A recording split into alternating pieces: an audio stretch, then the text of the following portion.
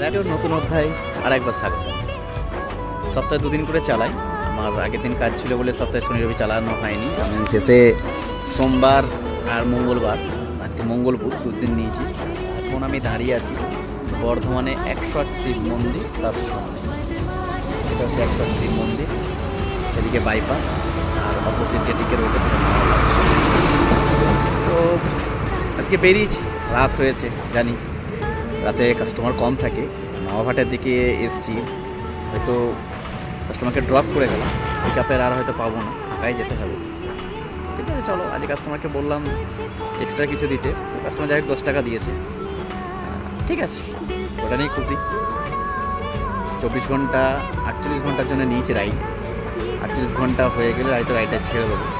দেখা যাক 48 ঘন্টার মধ্যে কতটা আমি নিতে পারি, কতটা কাস্টমারকে খুশ করতে পারি। আজকে ছিল এরকমই, সেরকম কিছু ছিল না, বড় ঘটনা কিছু নেই, তবে ছোটোখাটো ঘটনা। নতুন কিছু ঘটুক অবশ্যই তোমাদের সঙ্গে শেয়ার করবো। থাকো আমার সঙ্গে, আমি আমার নিজের লাইফ নিজস্ব নিজে করি।